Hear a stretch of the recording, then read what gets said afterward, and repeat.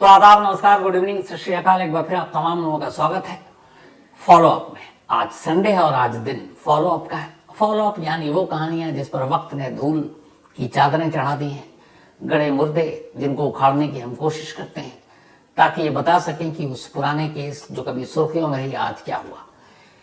इसी क्राइम तक की कहानी में मैंने आपको कुछ वक्त पहले, बल्कि कुछ साल पहले शायद, एक कहानी सुनाई थी। एक बड़ी अजीब कहानी। उस कहानी को जानने के बाद मुझे भी बड़ा अजीब सा लगा और चौंका भी था कि क्या ऐसा हो सकता है। कहानी धनीराम मित्तल की। इस देश का इकलौता ऐसा ठग, इकलौता ऐसा चोर जिसने अपनी दिमाग लगाकर इस देश की एक अदालत में जज की कुर्सी पर जाकर बैठ गया। न सिर्फ बैठा बल्कि उसने फैसले पर फैसला सुनाया, जमानत पर जमानत दी, जमानत खारिज भी की और न जाने कितने ही लोगों को उसने जमानत पर रिहा भी कर दिया।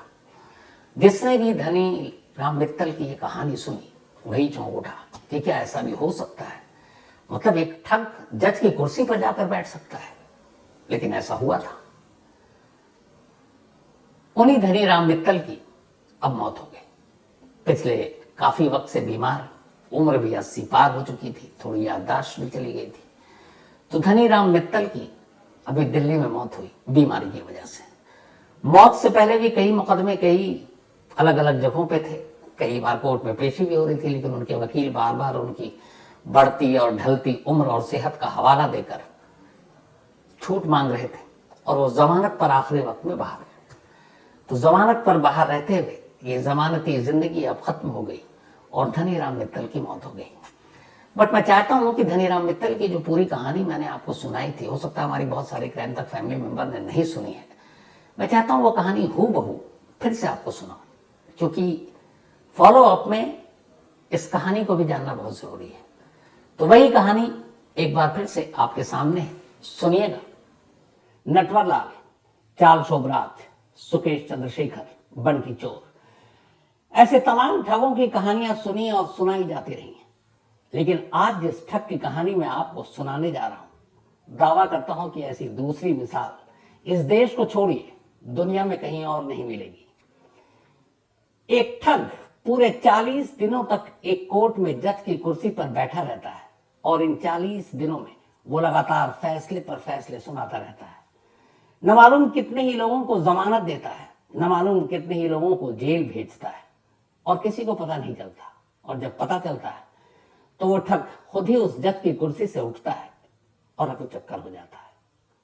क्राइम कहानियों में आज की कहानी इस देश के शायद सबसे ज़हीन चोर, सबसे ज़हीन ठग धनीराम मित्तल की। धनीराम मित्तल, यही नाम है उसका। इस वक्त उसकी उम्र करीब 85 साल है, लेकिन वो अब भी मौजूद है और जमानत पर अपनी जिंदगी काट रहा है।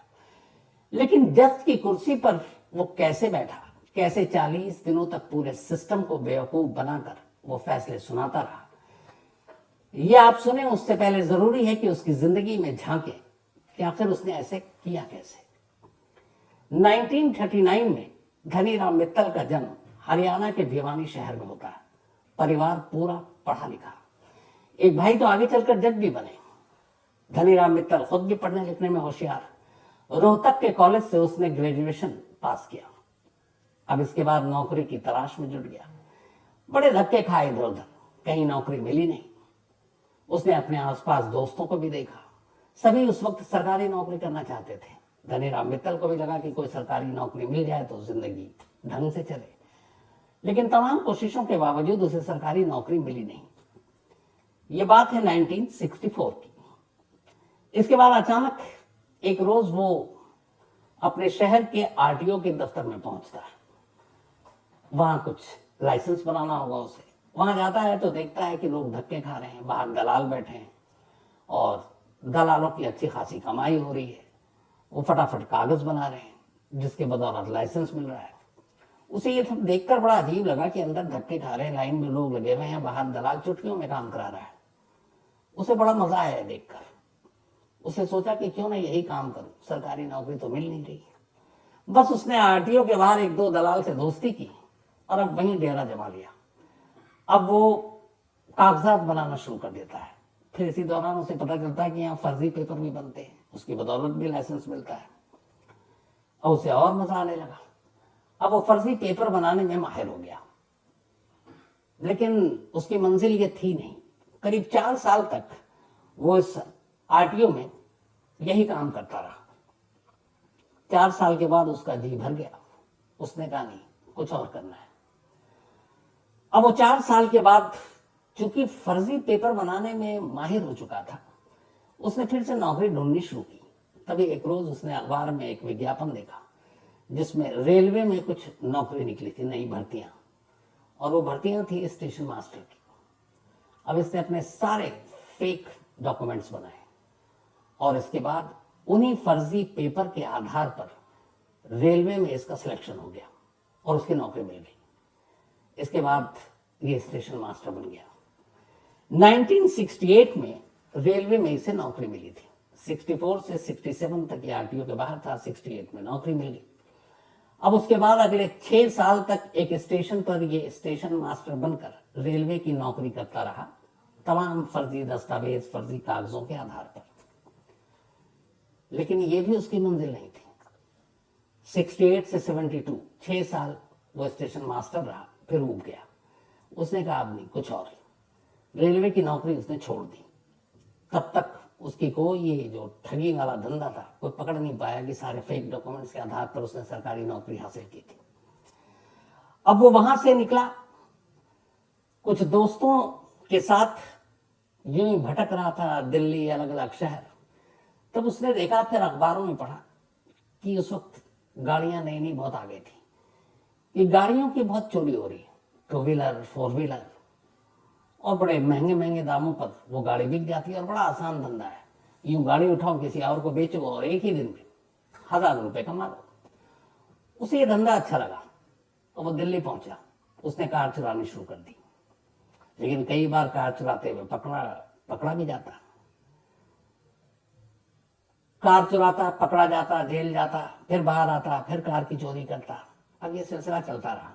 अब जेल आना जाना उसका लगभग लगातार होता रहा।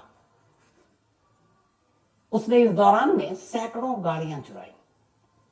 फिर उसे बीच में लगा कि गाड़ियां चुराना तो आसान है, लेकिन बेचना बड़ा मुश्किल है, क्या करें। तब उसे याद आया वो आरटीओ वाला फेक पेपर।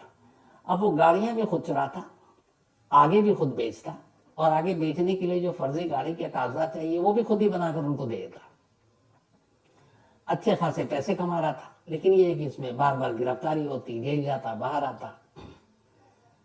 तो अदालतों के चक्कर काटते काटते इससे लगा कि जो वकील लोग हैं ये बड़े पैसे कमाते हैं। फिर उसने वकील और पुलिस की दोस्ती देखी। फिर उसने देखा कि अगर केस की जानकारी हो तो छूटना भी आसान है। फिर उसे लगा कि नहीं, अब थोड़ी देर तक कार चोरी का ये धंधा रोक देते हैं। अब उसको धुन सवार हुआ कि वो वकील बनेगा। इसके बाद वो दिल्ली छोड़ता है और जयपुर पहुंच जाता है। जयपुर में एलएलबी में दाखिला लेता है और फिर एलएलबी की पढ़ाई करता है, और पढ़ाई के साथ वकालत पूरी कर सब कुछ वकील बन जाता है। अब वो वकील बन चुका था, कानूनी दांवपेच उसे पता था, ये सब कुछ उसको पेशा उसको सिखा रहा है। लेकिन वकील बनने के बाद उसे लगा कि वो काम जो उसे करना है, क्योंकि उसको वकालत नहीं करनी थी ना, वकील बनकर पैसे कमाने थे, मकसद तो कुछ और था। फिर उसने हैंडराइटिंग का कोर्स किया, क्योंकि हैंडराइटिंग के कोर्स में उसे फर्जी दस्तखत करने थे, फर्जी पेपर पे, तो उसे पता चला। अब उसने हैंडराइटिंग का भी कोर्स कर लिया। अब हैंडराइटिंग का कोर्स करने के बाद उसको फायदा भी हुआ। अब वो वकालत पूरी करने के बाद वकील बन गया, हैंडराइटिंग की कोर्स कर ली। फिर से वो दिल्ली आया और पुराने काम पे लग गया, क्योंकि उसे लगता था कि सबसे आसान काम गाड़ियां चुराना है। अब वो गाड़ी चुराता, फिर पकड़ा जाता, फिर कोर्ट में पेशी होती। लेकिन अब वो कानून जानने लगा था, तो अब अपने केस की पैरवी भी खुद करता। जो पुलिस वाले उसे पकड़कर अदालत में लाते हैं, उन पुलिस वालों के ही कपड़े अदालत में वो फाड़ देता, दलीलें देकर। उसे पता था कि केस की कमजोर कड़ी कहाँ होती है, अदालत कौन से सबूतों को मानती, किसको नहीं मानती, गवाह क्या होता है। इन सारी चीजों का, अपनी कानून की पढ़ाई का भरपूर इस्तेमाल एक चोर अपने लिए कोर्ट में कर रहा है। लेकिन हरकत ऐसी थी कि वो हर बार बेल आउट भी होता, जमानत भी मिलती, फिर जेल पहुंच जाता। और कई बार तो ऐसे ऐसे कोर्ट में जाता जहां के जज उसको बरसों से देख रहे थे। एक बार फिर ऐसी एक कार की चोरी में पकड़ा गया, उसको कोर्ट ले जाया गया। जज साहब कुर्सी पर थे, जैसे ही धनीराम मित्तल को देखा गुस्सा हो गए, कहते तुम सुधरोगे नहीं, कितनी बार आओगे, निकल जाओ मेरे कोर्ट से। उस वक्त 2 सिपाही थे दिल्ली पुलिस के जो धनीराम मित्तल को कोर्ट लेकर गए थे कार चोरी के मामले में। अब जज साहब ने जब कहा, दोनों सिपाही भी सुन रहे थे, धनीराम मित्तल ने कहा जी साहब, और वो कोर्ट से बाहर, क्योंकि अभी उसकी बारी आई नहीं थी। बाहर जाने के बाद अब पुलिस वालों से कहता है कि जज साहब को भी देखो यार, गुस्सा हो जाते हैं, केस की सुनवाई भी नहीं की और कह रहे हैं चले जाओ। अब बताओ ऐसे कोई छोड़ता है? पुलिस वाले ने भी कहा हाँ ऐसा मैंने तो सुना था, तो बोले चलो आप लोग जाओ, मैं भी जाता हूँ, और निकल गया। अब थोड़ी देर के बाद जज साहब केस का नंबर आया, धनीराम मित्तल को हाजिर किया जाए। दोनों पुलिस वाले और भी उनके कोई केस थे, कोर्ट के अंदर पहुंचे, भैया कहाँ है धनीराम मित्तल? अब उनके होश उड़ गए। जज साहब ने कहा पेश तो करो। बड़े डरते हुए कहा कि जज साहब आप ही ने तो कहा कि चले जाओ। तो उसने हमें यही कहा कि जज साहब ने छोड़ दिया, तुम्हारे सामने बोला कि निकल लो, तो वो निकल गया। वो भी मुस्कुराए, उन्हें लगा उनकी बातों का मतलब कहाँ से कहाँ पहुंच गया। खैर पुलिस वालों को भी लगा कब तक भागेगा, फिर वो पकड़ाया और ये सिलसिला चलता रहा। अपनी जिंदगी में कुल 94 टाइम्स, 94 बार धनीराम मित्तल अरेस्ट हुआ, 6 कम सैकड़ा। शायद इस देश में रिकॉर्ड है कि इतनी बार कोई जेल गया हो, क्योंकि 94 बार पकड़ा गया तो 94 बार वो जेल भी जाएगा। और उसने दिल्ली में ही अकेले, सिर्फ दिल्ली, पंजाब, हरियाणा, राजस्थान, 1000 से ज्यादा गाड़ियां चुराई। उसकी गाड़ी चुराने का तरीका भी बड़ा अजीब था। वो कभी रात को गाड़ियां नहीं चुराता किसी के घर के बाहर, किसी दफ्तर के बाहर, वो सारी चोरियां दिन की रोशनी में करता था। कई बार तो ऐसा करता था कि एक गाड़ी चुराई, जा रहा है, दूसरी गाड़ी उसको दिखी, पसंद आ गई, उसने उस गाड़ी को उठाया, अपनी पहली चोरी की हुई गाड़ी को उसी की जगह पे लगाया और फिर निकल गया। फिर पहली वाली गाड़ी को जो चुराया उसने, वो वहां पर छोड़कर उस गाड़ी को वापस लेने और ले गया। और तो और जब वो वकील बन गया, अदालत के इतने चक्कर काटने लगा, तो वो अदालतों से ही कार चुराने लगा। गाड़ियां चुराता, जेल जाता, फिर बाहर आता, फिर जमानत मिलती, फिर पकड़ा जाता, फिर जेल जाता। ये सिलसिला चलता रहा। लेकिन धनीराम ने ठान रखी थी कि इसके अलावा वो अब कोई और काम नहीं करेगा, और ये करता रहा। इस दौरान में उसकी उम्र ढलती रही। उम्र ढलने का भी उसने अपने इस हुनर में भरपूर इस्तेमाल किया। जब उसकी उम्र 60, 65, 70 साल हो गई, तब भी उसने अपना ये काम छोड़ा नहीं, बल्कि उल्टे इसका सहारा लेने लगा। कई बार वो गाड़ी चुरा रहा होता, खोल रहा होता दरवाजा, गाड़ी का मालिक आ जाता, तो अचानक कहता बेटा दिखाई कम दे रहा, मुझे पता ही नहीं है मेरी गाड़ी है किसकी है, पता नहीं किस गाड़ी में मैंने चाबी लगा दी। तो वो सामने वाला भी कहता अरे अंकल कोई बात नहीं, गलती हो जाती, और वो निकल जाता। इस तरीके से उसका ये सब कुछ चलता रहा। लेकिन इस बीच में एक वाकया ऐसा होता है जो देश ही नहीं दुनिया में एक मिसाल बन जाती है और पूरे सिस्टम पर एक सवाल भी खड़े कर देती है कि क्या कोई ठग, क्या कोई चोर वहां तक पहुंच सकता है जहां तक शायद कोई सोचे भी नहीं। बात 1980s की है, जब इसने रेलवे मास्टर जो स्टेशन पे इसने स्टेशन मास्टर की नौकरी की, वो छोड़ दिया, फिर चोरी वोरी करने लगा, तो ये वापस हरियाणा अक्सर अपने घर जाया करता था। एक रोज ये हरियाणा में था, एक अखबार में एक खबर पढ़ी। खबर ये थी कि झज्जर के एडिशनल सिविल जज, उनके खिलाफ विभागीय जांच के आदेश जारी किए गए हैं, और ये आदेश Punjab and Haryana high court ने जारी किए हैं। उन एडिशनल सिविल जज के ऊपर करप्शन के कुछ चार्जेस थे, भ्रष्टाचार का मामला था। ये उसने अखबार में खबर, और ये था कि बस ये 2 दिन पुरानी बात है, अब एक जज के खिलाफ भ्रष्टाचार का मामला, तो खबर तो बनेगी। लोगों ने अलग नजरिए से पढ़ा, धनीराम मित्तल ने अलग नजरिए से पढ़ा। इस खबर को पढ़ने के बाद वो झज्जर कोर्ट पहुंचा। झज्जर कोर्ट में उसने जाकर जानकारी ली। कोर्ट से उसका वास्ता वैसे ही रहता था हमेशा, तो झज्जर भी वो जाता, लेकिन अब तक जितनी उसने चोरी वोरी की थी, कभी अपने होम टाउन जहाँ भिवानी था वो या झज्जर, इन इलाकों में नहीं की। वो दूर दराज चंडीगढ़ चला जाता, कहीं और चला जाता, क्योंकि उसे लगता था यहाँ उसका परिवार है, उसकी इज्जत है। तो इन जगहों पे वो जाता नहीं था, तो वहां कोई जानता भी नहीं था। तो वहां जाकर उसने गुपचुप तरीके से ये जानकारी निकाल ली कि हाँ एक एडिशनल सिविल जज है और उनके खिलाफ भ्रष्टाचार का मामला है। और इंक्वायरी कमेटी बैठा दी गई है। अब इसने अपना दिमाग लगाया, पुराना जो हुनर था उसको जिंदा किया। इसके बाद इसने एक लेटर टाइप किया और उस लेटर को टाइप करने के बाद बाकायदा एक सील बंद लिफाफे में रखा। झज्जर कोर्ट के जो इंचार्ज उनके नाम पर और जिस जज को विभागीय जांच के लिए कहा गया था कि उनके खिलाफ एक करप्शन के चार्ज जिसके खिलाफ जांच बिठाई गई थी, उसके नाम पर एक लेटर टाइप करके और उसने पोस्ट कर दिया सरकारी, और बाकायदा उस पर Punjab and Haryana high court के रजिस्ट्रार की मुहर और सिग्नेचर। अब ये लेटर पहुंचा झज्जर कोर्ट। झज्जर कोर्ट में जब उस लेटर को खोला गया तो उसमें लिखा हुआ था, जिन जज साहब के खिलाफ विभागीय जांच का हुक्म दिया गया था उनके नाम के साथ कि आपके खिलाफ विभागीय जांच का आदेश है, ये तो आपको पता है। तो जब तक ये जांच चलेगी और जब तक जांच रिपोर्ट नहीं आ जाती, आप अगले 2 महीने तक छुट्टी पर रहेंगे और इस दौरान में आप कोर्ट का कोई भी कामकाज नहीं देखेंगे, ना आप कोर्ट आएंगे। जब फाइनल जांच हो जाएगी तो फिर आपको रिपोर्ट बता दिया जाएगा, उस हिसाब से अगले आदेश तक आप इंतजार कीजिए। ये पहला लेटर झज्जर कोर्ट पहुंचा, उन जज साहब के पास भी पहुंचा। उन्होंने अपना सामान उठाया और कहा चलो 2 महीने की छुट्टी है, अब रिपोर्ट के बाद देखेंगे। वो चले गए। इस लेटर के दूसरे दिन एक दूसरा लेटर आता है Punjab and Haryana high court के रजिस्ट्रार के नाम पर, सीलबंद मुहर सबके साथ। अब उसमें लिखा होता है कि चूंकि उन एडिशनल सिविल जज के खिलाफ विभागीय जांच चल रही है, डिपार्टमेंटल इंक्वायरी हो रही है, इसलिए वो 2 महीने की छुट्टी पर होंगे, लेकिन कामकाज सफर न करे, इसलिए उनकी जगह पर फिलहाल 2 महीने के लिए एक नए जज को अपॉइंट किया जा रहा है, जो इतने तारीख से इस कोर्ट में आकर अपना कार्यभार संभालेंगे। अब ये दूसरा लेटर भी मिल गया। इसके बाद जो डेट उसमें दिया गया था, उस डेट की सुबह सुबह करीब 8:30 पौने 9 कोर्ट का काम 9 बजे शुरू होता है। एक साहब उस कोर्ट में दाखिल होते हैं, उनके हाथ में भी एक order Punjab and Haryana high court के रजिस्ट्रार का। वो वहां पे जाकर उस कोर्ट के जो इंचार्ज हैं उनको वो लेटर सौंप देते हैं। उस लेटर में लिखा था कि अब जो जज साहब जिनके खिलाफ विभागीय जांच का हुक्म दिया गया, उनकी जगह पर ये नए जज साहब आज से इस कोर्ट की कार्रवाई को देखेंगे।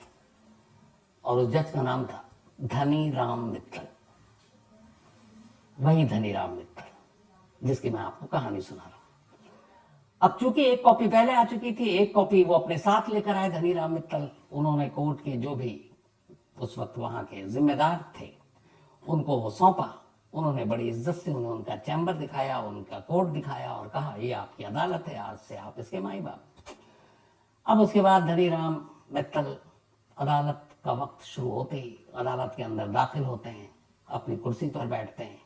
उनके अर्दली बाकी लोग उन्हें सलाम बजाते हैं। उसका मुकदमे की कार्रवाई शुरू होती है। पहले से सारे जो लिस्ट उस दिन के मुकदमे का होता है, एक दिन पहले तय हो जाता है। तो एक एक कर उनके पास लिस्ट मुलजिमों को पेश किया जाता है। कुछ की जिरह थी, कुछ की जमानत की अर्जी लगी हुई थी।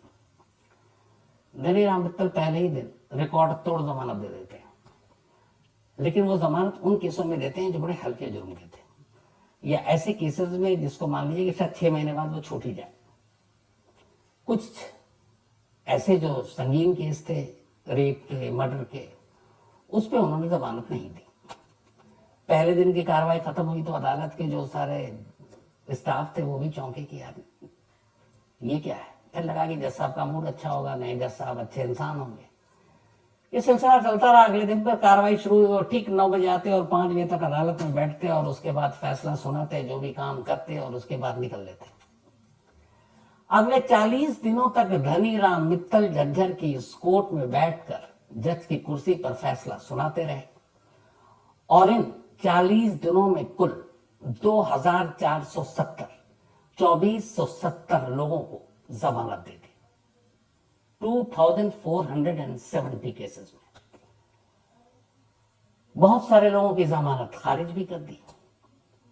अब जब ये सारा हुआ तो कई बार कुछ पुलिस वाले जो मुलजिम को लेकर आते हैं, अदालत के जो स्टाफ, उन्हें लगा कुछ ऐसे मामले हैं जिनमें शायद जमानत नहीं दी जानी चाहिए, तो ये जज साहब दे रहे हैं। तो उनके जमानत देने और कोर्ट के अंदर उनके इस व्यवहार को लेकर थोड़ा थोड़ा शक होने लगा। हालांकि धनी राम मित्तल ने कानून की पढ़ाई की थी और खुद जो शख्स 94 बार अरेस्ट हुआ, 94 बार वो अदालतों में न मालूम उसके बाद सैकड़ों बार पेश हुआ, तो उसे अदालत के कामकाज के बारे में अच्छा खासा तजुर्बा था। तो उसने अपने व्यवहार से कभी ये जाहिर नहीं होने दिया कि वो अनाड़ी है। उसे कोर्ट की सारी कार्रवाई पता थी अच्छे से। लेकिन इधर जिस तरीके से वो जमानत धड़ल्ले से दिए जा रहे हैं, 40 दिन में 2470 लोगों को, और उनमें से कुछ को जिसको नहीं मिलनी चाहिए, तो शक हुआ। अब सुगबगाहट शुरू हुई। सुगबगाहट धनीराम मित्तल के कानों तक पहुंची। 41वें दिन कोर्ट की कार्रवाई शुरू हुई। धनीराम मित्तल गायब।